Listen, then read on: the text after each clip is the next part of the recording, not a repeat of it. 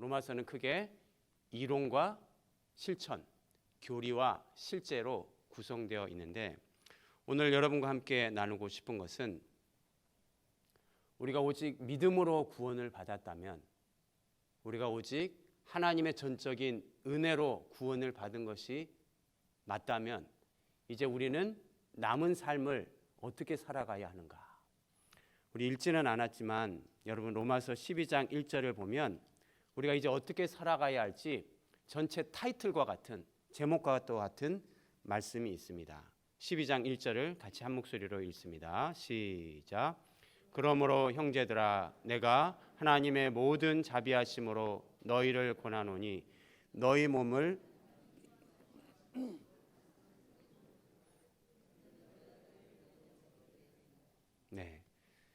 너희 몸을 무엇으로 드리라? 하나님이 기뻐하시는 거룩한 산 제물로 드리라. 이것이 너희의 영적 예배이다 말씀합니다. 그래놓고 바울은 영적 예배, 산 제사에 대해서 말해놓고 바울은 묵도, 찬송, 기도, 성가대, 설교 이런 이야기를 하는 것이 아니라 바울은 영적 예배를 강조하고 나서 한 몸과 한 지체, 여러 지체들, 한 몸과 지체에 대해서 이야기합니다. 그리스도를 머리로 한 다양한 은사에 대해서 12장에서 이야기합니다. 그리고 거짓 없는 형제 사랑을 10절, 11절 이하에서 이야기합니다. 그리고 오늘 우리가 읽은 바 즐거워하는 자와 함께 즐거워하고 우는 자와 함께 울어주라고 말하는 것이지요. 이것을 통해서 우리가 알 수 있는 것은 뭐냐? 하나님에 대한 참된 예배는 이웃을 향한 사랑으로 표현이 되어야 한다. 하나님에 대한 사랑은 이웃을 향한 사랑과 별개가 아니라 둘은 하나다라는 말입니다. 예배를 섬기고 전도를 하고 봉사를 하는 것도 물론 중요합니다. 하지만 보기만 해도 바가지를 긁고 싶은 남편을 존중해주고 하나님께서 짝으로 맺어주신 아내를 귀히 여기고 말썽부리는 언제까지 이놈이 처리될까? 그 말썽부리는 자녀의 이야기에 귀를 기울여주고 이웃에게 친절과 호의를 베풀어 주는 것, 이것이 믿음으로 구원받은 신자의 마땅히 드려야 할 삶의 예배인 줄로 믿습니다. 바꾸어 말해 우리가 사랑할 수 있는 힘은 어디서 나오는가? 그것은 하나님이 나를 값없이 공짜로 은혜로 구원해 주셨다는 이 구원의 감격이 우리의 삶의 원동력이 되어서 이웃을 사랑하고 형제를 사랑하고 우는 자와 함께 울어줄 수 있는 이웃 사랑의 원천이 되는 것입니다.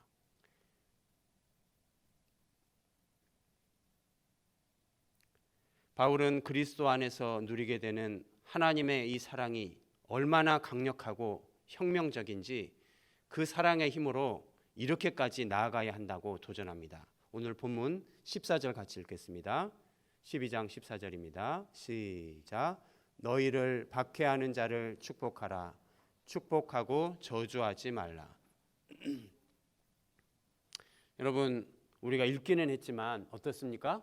너희를 박해하는 자를 축복하라.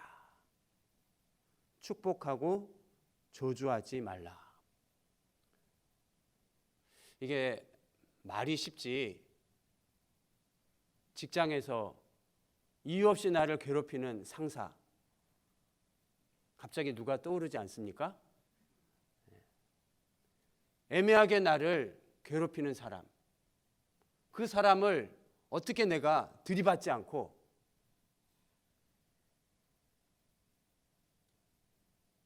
축복하고 위하여 기도해 줄 수 있는가? 광야 같은 인생길을 걸어다 보면 이유 없이 나를 힘들게 하는 사람을 만나게 됩니다. 애매한 고난을 받을 때가 있지요. 세상은 그런 일을 당할 때는 미련하게 당하지 말고 당당히 맞서서 네 권리를 쟁취해라, 그렇게 말합니다. 물론 그것은 좋은 것이고 필요한 일입니다. 그러나 때로 하나님은 우리를 핍박받는 상황, 억울한 상황에 두시는 때가 있습니다. 도무지 이해할 수 없는 환경에 우리를 마치 내버려진 것처럼 그렇게 우리를 그러한 환경을 허락하시는 때가 있다는 말이죠.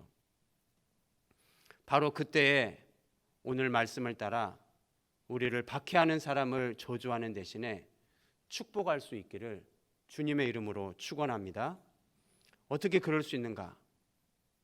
세상에서 겪는 모든 박해와 고난과 핍박과 부조리와 억울함과 이 모든 것을 우리가 정의라는 이름으로, 인권이라는 이름으로 우리가 단박에 척결하고 해결할 수 있다면 우리 주님께서 산상수훈에서 의를 위하여 박해를 받는 자는 복이 있나니 이런 말씀을 하실 이유가 없지요.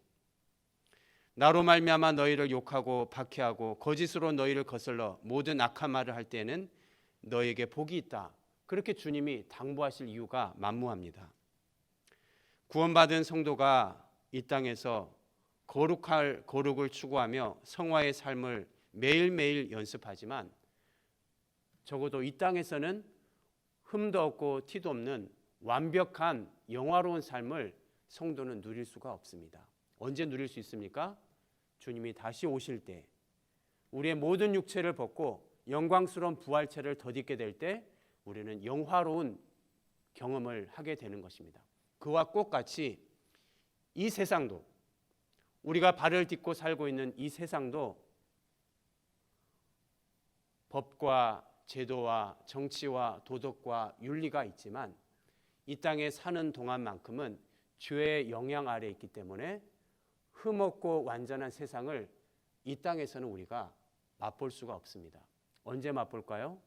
우리 주님께서 구름 타고 다시 오실 때, 그날에 우리의 모든 눈물을 닦아주시고 우리의 억울함을 신원하여 주시고 새하늘과 새 땅 그곳에서 우리를 품어주시고 완전한 공의를 수행하셔서 모든 악의를 무저강에 쳐넣으시고 하나님을 따르는 언약 백성들을 다 모으셔서 주님과 함께 세세무궁토록 영원무궁히 왕노를 하게 되는 바로 그때에 우리는 완전한 공의, 완전한 샬롬, 완전한 평강을 누리게 된다.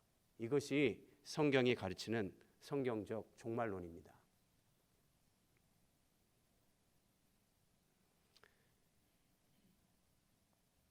신자는 이 마지막 때에 하나님께서 우리의 모든 눈물을 닦아주시고 새하늘 새 땅으로 우리를 안고 인도하실 그 소망을 바라보면서 오늘 하루하루를 충성스럽게 뚜벅뚜벅 걸어가는 것입니다. 이것이 종말론적인 삶이요, 이것이 재림신앙입니다. 그래서 신자는 그 본향이 이 땅에 있지 않고 천국에 있습니다. 그래서 우리는 매일매일을 천국의 소망을 두고 광야 같은 인생길을 주님 앙망하고 소망하면서 걸어가는 것이죠. 그래서 우리의 별명이 천국 나그네 아닙니까? 이와 같이 신자의 정체성을 우리가 분명히 알 때, 우리의 소망이 땅의 것이 아니라 하늘에 속한 것임을 알게 될 때 죽음이 두렵지 않게 되고, 죽음은 끝이 아니라 영원한 생명으로 들어가는 관문에 불과하다는 것을 알게 되는 것입니다. 하늘의 소망을 두게 될 때 우리는 오리를 가자 할 때 심리를 가질 수 있게 되고, 오른밤을 맞으면 왼밤을 내놓을 수 있게 되고, 나를 핍박하는 사람을 저주하지 않고 도리어 축복해 줄 수 있는, 도무지 상식으로는 이해할 수 없는 세상을 거스르는 그리스도의 제자의 삶을 살게 되는 줄로 믿습니다. 감사하게도 로마서 8장에서는 우리가 당하는 모든 환난 가운데서도 천국의 소망을 두고 주님의 길을 묵묵히 따라가는 이 신자에게 다음과 같은 위로의 말씀을 주십니다. 로마서 8장 37절에 그러나 이 모든 일에 우리를 사랑하시는 이로 말미암아 우리가 넉넉히 이기느니라. 할렐루야. 사랑하는 성도님들, 환난과 박해와 어려움과 문제가 있죠.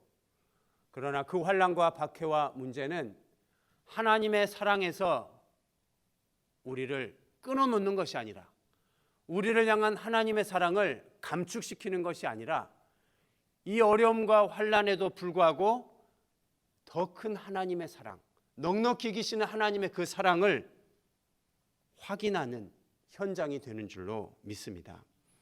그래서 사도 바울은 로마서 8장 38절 이하에 이렇게 노래하지 않습니까?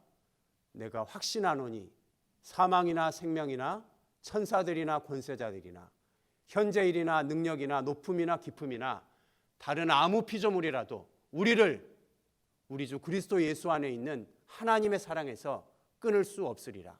아멘이십니까? 이 자리에 계신 분들 가운데는 힘겨운 고난과 환난 한복판에 처한 분이 계실지도 모르겠습니다. 건강의 문제, 재정의 문제, 인간관계의 문제, 자녀의 문제, 결혼의 문제, 불투명한 진로의 문제. 인생은 고난의 연속이라고 할 만큼 우리는 고난과 환난에 겹겹이 둘러싸여 있습니다. 그런데 어떻게 이 환난을 참을 수가 있을까요? 우리가 읽은 본문 바로 위에 12절 말씀을 보면 그 비결을, 해답을, 힌트를 좀 찾을 수 있을 것 같습니다. 로마서 12장 12절입니다. 시작. 소망 중에 즐거워하며 환난 중에 참으며 기도에 항상 힘쓰며. 환난 중에 참으며, 어떻게 우리가 환난 중에 참을 수 있는가? 그 앞에 뭐가 있습니까? 소망 중에 즐거워하라. 소망 중에 즐거워하라. 환난에 직면했다고 할 때 환난에만 짓눌려서 환난만 쳐다볼 것이 아니라 환난보다 훨씬 크신, 문제보다 훨씬 크신 소망의 하나님을 바라볼 수 있기를 주님의 이름으로 축원합니다. 바로 그때에 소망 중에 즐거워할 수가 있는 것입니다. 환난을 버틸 힘이 생기는 것입니다. 환난을 견뎌낼 믿음의 야성이, 영적인 배짱이 샘솟게 되는 것입니다. 시편 50편 15절에 환난 날에 나를 부르라 내가 너를 건지리니 내가 나를 영화롭게 하리라. 아멘. 사랑하는 성도 여러분, 하나님 사랑 안에 흠뻑 거하십시오. 하나님 소망을 앙망하십시오. 소망의 하나님을 바라보고 하나님 사랑 안에 풍성하게 거할 때 우리는 우리를 직면하고 도전해오는 그 환난을 넉넉히 이기는 믿음의 주인공들이 될 수 있을 줄로 믿습니다. 로마서 5장 5절 소망이 우리를 부끄럽게 하지 아니함은 하나님의 사랑이 우리 마음에 부은 바 됨이니. 소망이 우리를 부끄럽게 하지 않는다. 세상은 믿는 도끼에 발등 찍힌다 그런 말이 있지만 적어도 하나님께 소망을 두면 하나님은 우리를 부끄럽게 두지 않는다.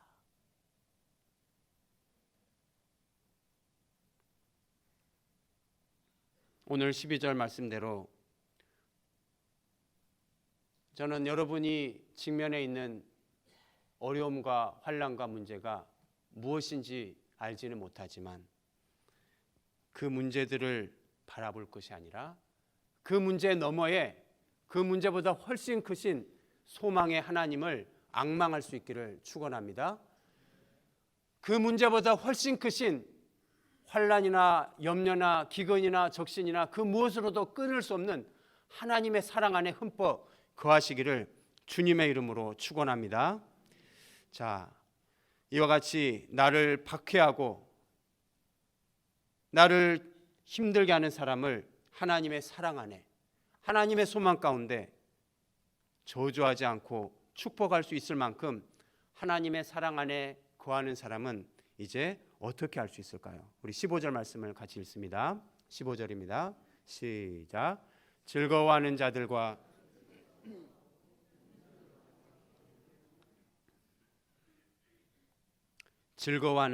함께 즐거워하고 우는 자들과 함께 울라. 여러분 어떻습니까? 나와 비슷한 연배의 친구가, 집사가 어디 해외여행 갔다 왔다, 뭐 사진을 보여주거나 그럴 때 여러분 마음에 진심으로 내일처럼 기뻐해주고 축하해주는 일이 잘 됩니까? 예.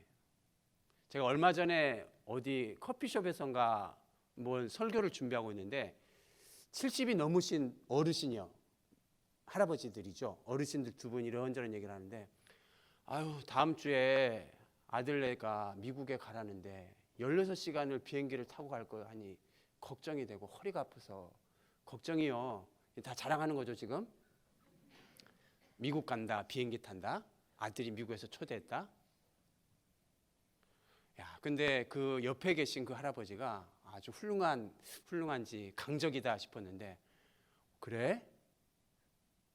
어떻게 퍼스트 클래스야, 비즈니스야? 그 이코노미 허리 아파서 어떻게 가냐? 그 처음 말씀하신 할아버지가 본전도 못 찾고 딴 얘기를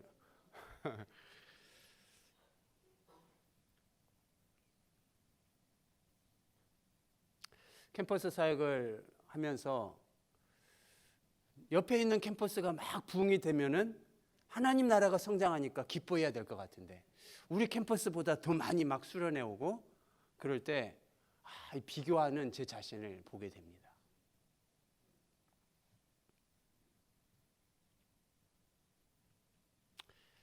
어떻게 우리가 즐거워하는 자와 함께 즐거워하고 우는 자와 함께 울어줄 수 있을까?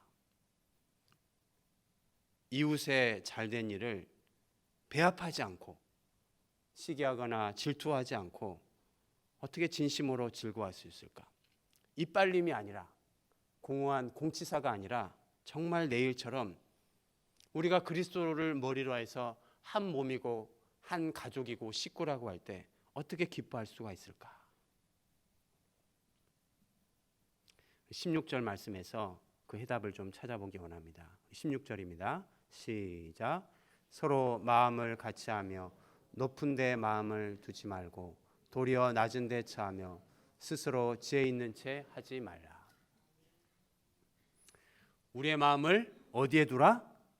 낮은 데 두라. 할렐루야. 내가 마음을 높은 곳에 두려고 하면은 나보다 높아지는 일이 기미가 보이면은 심기가 불편합니다. 그렇지 않습니까?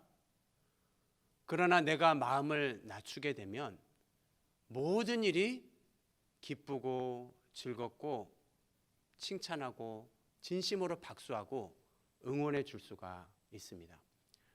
그럼 어떻게 마음이 낮아질 수 있는데? 마음이 낮아져야지 즐거워하는 자와 즐거워해 줄 수 있고 마음이 낮아져야지 우는 자와 같이 울어줄 수 있다고 하는데 마음이 어떻게 낮아질 수 있는데? 그것은 다시 아까 처음에 말한 대로 하나님의 사랑 안에 거하는 것입니다. 하나님의 사랑 안에 흠뻑 거하는 사람은 자신의 존재 가치를 자신의 타이틀이나 신분이나 돈이나 자신의 스펙에서 찾지 않습니다. 하나님의 사랑에 흠뻑 거하는 사람은 자신의 존재의 근거를, 자신의 자랑의 근거를 하나님의 사랑 안에서 찾는 줄로 믿습니다. 자랑하는 자는 이것으로 자랑할지니 주 안에서 자랑할지니라. 내가 그리스도와 그의 십자가에 못 박히신 것 외에는 아무것도 알지 아니하기로 아무것도 자랑하지 않기로 작정하였습니다. 우리의 자랑이 무엇입니까? 여러분의 자랑이 무엇입니까? 어디 갔다 왔다, 어느 대학 나왔다, 몇 평 아파트 샀다, 무엇이다. 우리가 그것을 잠깐 이야기할 수 있겠죠. 그러나 그것을 우리의 존재의 근거로 삼고 그것을 우리의 자랑의 근거로 삼는다면 그거보다 더 센 사람이 나오면 우리는 다시 열등감에 빠지고 마는 것입니다. 하나님이 내게 주신 우리 가정, 우리 교회, 나의 분깃, 나의 기업 안에서 감사하고 기뻐하고 하나님의 사랑에 흠뻑 젖어 있을 때 우리는 비교의식에서 자유롭게 되고 열등감과 자기 연민에서 벗어나게 되고 즐거워하는 자에게 그리스도의 대사로서 왕같은 제사장으로서 축하해 줄 수 있고 기뻐해 줄 수 있는 넉넉한 하나님의 사람이 되는 줄로 믿습니다. 사랑하는 우리 부평중앙교회 모든 성도님들은 마음을 높은 곳에 두지 아니하고 낮은 곳에 둠으로 말미암아 하나님의 사랑 안에 흠뻑 거함으로 말미암아 즐거워하는 자와 함께 즐거워해주고 우는 자와 함께 우는 복된 성도님들 되시기를 주의 이름으로 축원합니다. 그래서 바울이 에베소서 3장에서 너희가 하나님의 사랑 안에 거했으면 좋겠다, 이 크고 넓으신 하나님의 사랑을 좀 알았으면 좋겠다고 에베소서 3장 17절에서 이렇게 기도합니다. 믿음으로 말미암아 그리스도께서 너희 마음에 계시게 하시옵고 너희가 사랑 가운데서 뿌리가 박히고 터가 굳어져서 능히 모든 성도와 함께 지식에 넘치는 그리스도의 사랑을 알고 그 너비와 길이와 높이와 깊이가 어떠함을 깨달아 하나님의 모든 충만하신 것으로 너에게 충만하게 하시기를 구하노라. 할렐루야. 그리스도의 사랑을 알라. 그 넓이와 길이와 높이와 크기가 얼마나 광활한지 알았으면 좋겠다. 내가 이렇게까지 떨어지고 낙심했는데 주님 거기까지 나를 사랑하십니까? 물론 내가 새벽 날개치며 저 바다 끝에 거할지라도 거기까지 추격해 오시는 십자가의 사랑이 우리 하나님의 사랑인 것입니다. 한없는 하나님의 사랑, 광활한 하나님의 은혜, 거대한 하나님의 사랑에 깊숙이 뿌리를 받고 내리는 사람만이 마음을 높은 곳에 두지 않고 낮은 곳에 둘 수가 있는 것입니다. 그의 자랑의 근거를 외적인 조건이나 사회적인 어떤 것으로 자랑의 근거를 삼는 것이 아니라 하나님의 사랑, 그것이 자신의 존재의 근거요, 나는 하나님의 형상이다, 나는 하나님의 자녀이다, 나는 하나님의 기쁨이다, 나는 왕같은 제사장이다, 나는 하나님의 영광이다, 나는 하나님의 왕같은 제사장이다, 나는 세상의 빛이다, 나는 세상의 소금이다. 거기에서 나의 정체성을 찾고 거기에서 나의 존재의 근거를 찾는 사람은 누구에게나 축하해 줄 수 있고 누구에게나 기뻐해 줄 수 있고 누구에게나 울어줄 수 있습니다. 내가 무릎을 꿇어도 나의 존재가 바뀌지 않습니다. 나는 여전히 하나님의 대사이고 나는 여전히 영광스러운 하나님의 자녀입니다.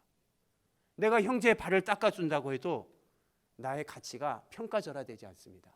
나는 여전히 존귀한 하나님의 백성인 줄로 믿습니다.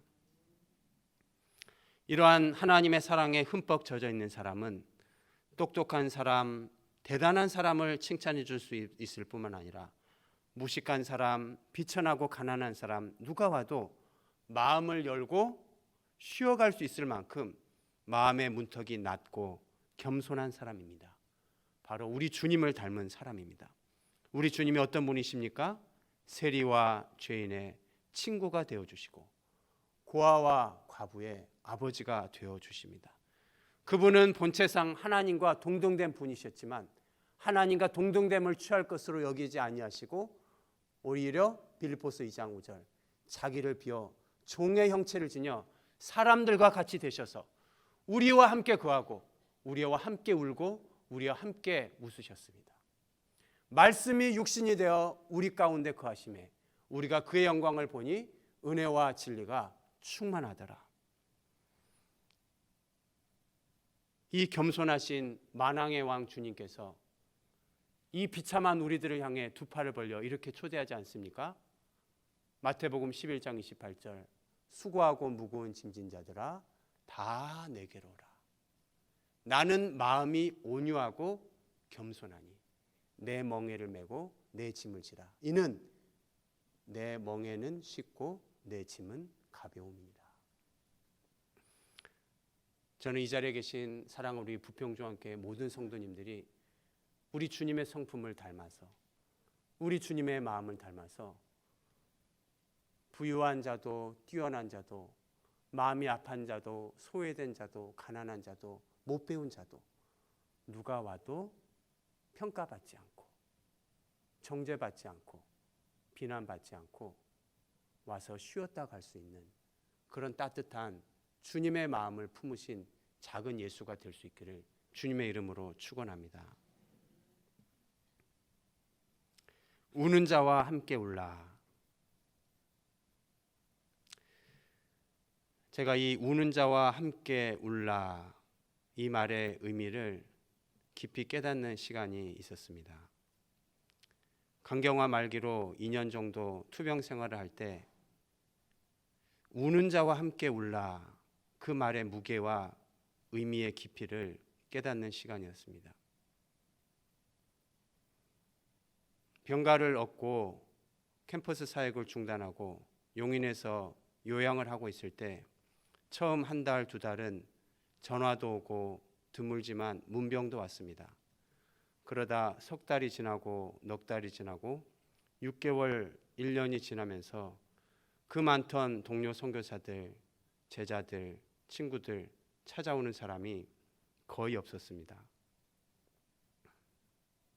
몸이 아픈 것도 힘들었지만 내 자신이 잊혀져 가고 있는 것도 힘들었습니다. 돌아보면 그 당시 제가 가장 대답하기 난처한 질문은, 그리고 너무 자주 받게 되는 질문이 있었다면 이것입니다.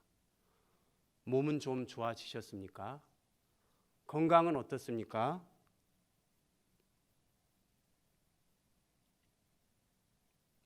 저를 걱정하는 마음으로, 저에 대한 관심과 배려의 마음으로 그 질문을 하신 줄은 압니다만, 의사는 약이 없다는데, 해줄 것이 없다는데, 그래서 집에 가서 잘 쉬어라고 할 뿐인데 그런 질문은 저를 더 곤욕스럽게 할 뿐입니다. 그런 저에게 필요한 것은 그저 곁에 있어주는 것, 같이 울어주는 것, 우는 자와 함께 울어주는 것임을 새삼 깨달았습니다. 그리고 저는 일기장에 우물한 개구리라는 제목의 글을 써봤습니다. 자기 세계에 갇혀서 넓은 것을 보지 못하는 사람을 우물한 개구리라고 평가하곤 합니다. 그런데 그 힘든 시간을 지내면서 우물한 개구리라고 함부로 말하면 안 되겠구나. 우물 속에 있는 그 개구리는 우물 속에 있는 그 개구리만 느낄 수 있는 우물의 깊이와 우물의 습도와 우물 안의 냄새와 우물 안의 음침함과 우물 안의 고독과 우물 안의 외로움을 그 개구리만 느낄 수 있는데 함부로 우물한 개구리라고 말해서는 안 되겠구나.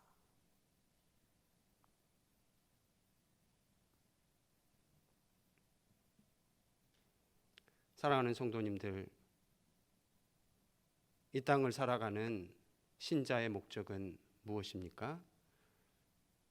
주님의 형상을 닮아감으로 하나님의 영광을 반영하는 것이 웨스트민스터 소요리 문답 1문이 밝히는 신자의 삶의 목적입니다. 세리와 죄인의 친구가 되어주셨던 우리 주님의 마음을 본받아서 연약한 자를 돌아보고 부족한 자를 뒷담화할 것이 아니라 허물을 감싸주고 덮어주고 울어주는 주님의 성품을 닮은 자들이 다 되었으면 좋겠습니다. 저희 사역자 팀에서 자주 외치는 말이 있는데 영어라서 좀 죄송하지만 그래도 한번 따라해 보시겠습니까? Your success is my success.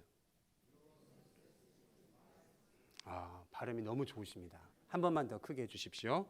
Your success is my success. 당신의 성공이 나의 성공입니다. 캠퍼스 사역자들끼리 그렇게 말합니다. 당신 캠퍼스의 부흥이 나의 부흥입니다. 당신의 성공이 나의 성공입니다. 이것이 하나님 나라의 통치의 질서이고 문화가 아닐까요? 저는 우리 교육자들을 보면서 너무 아름답습니다. 담임 목사님은 부교역자들을 세워주고 교역자들은 서로를 세워주고 이미 눈치채셨겠지만 드림팀입니다. 아멘이십니까? 동의를 안 하시는 것 같은데 진짜 그렇습니다. 자, 이제 말씀을 맺고 싶은데요. 그러면 목사님, 즐거워하는 자와 즐거워하고 우는 자와 함께 울라. 그렇게 좀 해보고 싶은데 어떻게 하면 좋을까요? 제가 액션 포인트를 3가지 나누고 말씀을 맺겠습니다. 구체적으로 우리는 어떻게 즐거워하는 자와 함께 즐거워하고 우는 자와 함께 울어줄 수 있는가? 첫째로 한번 따라하겠습니다. 역지사지.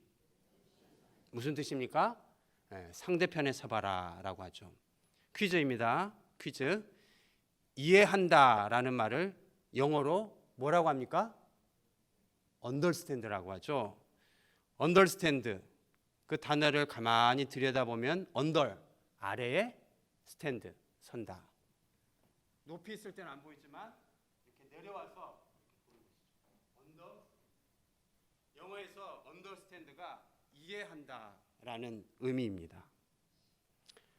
위에서는 도무지 보이질 않습니다. 아까 우물안 개구리 이야기처럼 그 현장에 내려가 볼 때만이 보이는 것이 있고 들리는 신음이 있지요. 윗사람의 위치에서는 절대 아랫사람이 뭐가 힘든지, 어디가 답답한지, 어디가 가려운지 알기가 어렵습니다. 그래서 아래로 서야 합니다.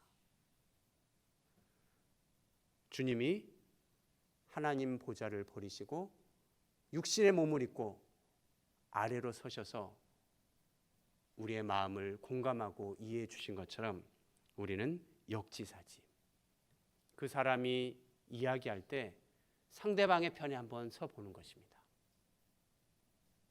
담임 목사님한테, 교육자한테 여러분의 어려움도 얘기하지만 여러분이 이야기를 하면서 그 이야기를 들어주고 있는 교육자 입장도 한번 이해해 주는 것도 넓은 그릇을 연습하는 좋은 방법이 아닐까 생각합니다.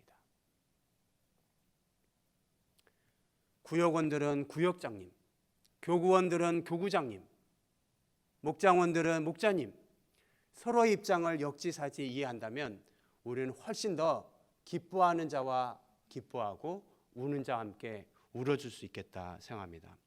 둘째로 잘 들어야겠습니다. 역지사지를 이야기했고 잘 듣자. 누가복음 2장 46절을 보니까 사흘 후에 성전에서 만난즉 그가 선생들 중에 앉아서 그들에게 듣기도 하시며 묻기도 하시니. 혹시 PPT가 준비된 게 있으면 한 장 띄워주시겠습니까? 한자인데요. 무슨 글자인지 혹시 아십니까? 예, 청자입니다. 무슨 청자죠? 풀을 청? 예, 들을 청자죠. 예.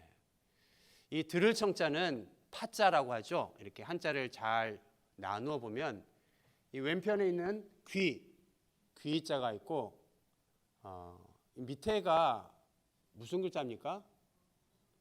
임금왕자라고 설명한 분도 계시고 꿰뚫고 나올 정자라고 설명하는 분도 계신데 제가 조신영 작가가 쓴 경청이라는 책에서 인용하기에는 이 꿰뚫을 정자가 좀 더 정확하지 않을까. 이 왕자가 이렇게 평행하게 되지 않고 이렇게 삐침이 있는데 흑토자 위에다가 이렇게 삐침으로 덮어서 흙 아래에서 꿰뚫고 나왔다. 잘 듣는다, 경청한다는 것은 땅바닥에 귀를 대고 꿰뚫고 나오는 소리를 들을 만큼 들어야 되고 또 잘 듣는 것은 열십 아래 뭐가 있습니까? 눈목자가 누워져 있습니다. 10개의 눈을 가지고 상대방의 시선, 상대방의 눈, 상대방의 제스처를 응시하는 것입니다. 그뿐 아니라 잘 듣는다는 것은 눈목자 아래에 뭐가 있습니까? 한일자가 있죠. 하나의 마음으로. 듣고 있는 척하지만 남편들 신문 보고 스마트폰 보고 리모컨 누르고 있죠. 경청은 10개의 눈으로 말하고 있는 상대방을 바라보고 마음을 분산시키지 않고 한 마음으로 모아서 귀를 땅바닥에서 삐쳐나오는 소리가 무엇인지 들을 만큼 귀 기울이는 것. 이것이 경청이다. 그런 의미에서 예수님이 누가복음 2장 46절에서 경청의 훌륭한 태도를 보여주십니다. 사흘 후에 성전에서 만난즉 그가 선생들 중에 앉아서 그들에게 듣기도 하시며 묻기도 하시니. 어느 날 제가 이 큐티를 하다가 예수님이 그들에게 듣기도 하시고 말하기도 하시니 이렇게 돼야 될 것 같은데 듣기도 하시며 묻기도 하셨다. 듣는 것은 상대방이 말하는 것을 듣는 것이죠. 묻는 것은 상대방의 말을, 상대방의 마음까지 더 잘 듣기 위해서 묻는 것입니다. 저는 이 말씀을 큐티하면서 나는 어떤가? 나는 상대방이 말할 때 듣기도 하고 들으면서 내가 할 말을 마음에 생각하기도 하고. 주님은 상대방에게 온전히 자신을 내어주셨습니다. 울고 있는 자에게 필요한 것은 서투른 조언이나 상담이 아니라 들어주고 눈으로 바라봐주고 마음으로 공감해주고.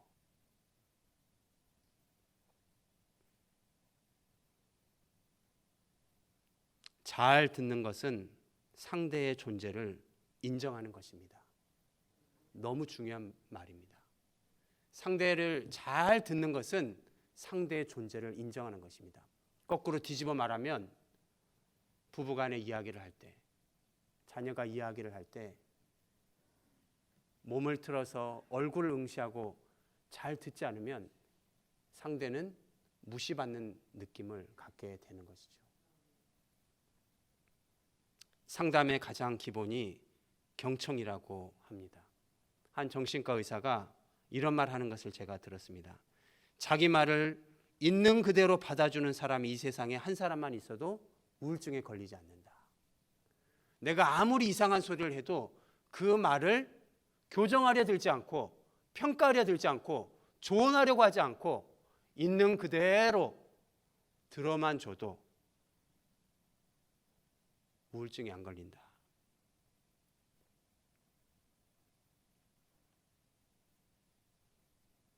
오늘 예배 끝나고 돌아가서 배우자 이야기를 경청해 주시고 자녀 이야기를 들어주시고 그 아이의 형편을 물어주시면 좋겠습니다. 마지막 셋째 액션 포인트로 역지사지, 잘 들어주라. 세 번째로 공감하자입니다. 요한복음 11장 35절에서 예수님은 나사로의 무덤에 가셔서 눈물을 흘리셨다, 이런 표현이 있습니다. 전능하신 그분은 말 한마디로 죽은 자를 살리실 수 있지만, 병든 자를 고치실 수 있지만 우셨습니다. 출애굽기 2장에서도 하나님께서 이스라엘 백성의 신음소리를 향하여 이렇게 기록되어 있습니다.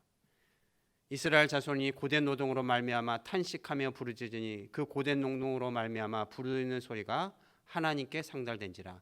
하나님이 그들의 고통 소리를 들으시고 하나님이 아브라함에게 세운 언약을 기억하사 하나님이 이스라엘 자손을 돌보셨고 하나님이 그들을 기억하셨더라.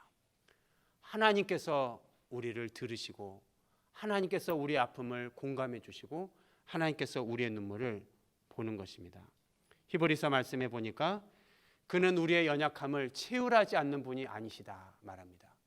채울하지 않는 분이 아니다 말은 채울한다는 말이에요. 채울한다는 말은 공감해 준다는 뜻입니다. 누구도 알아줄 수 없는 내 아픔을 우리 주님이 알아주시고 위로해 주시고 들어주십니다. 그 주님의 마음을 본받아서 우리가 목장 식구에게, 우리 교회 성도님들에게, 우리 가족들에게, 불신 가족들, 친구들에게, 친지들에게 들어주고 공감해주고 역지사지, 그 사람 입장에 서줄 수만 있다면 우리의 관계가 훨씬 더 하나님이 기뻐하시는 뜻을 쫓아 풍성해지고 윤택해질 줄로 믿습니다.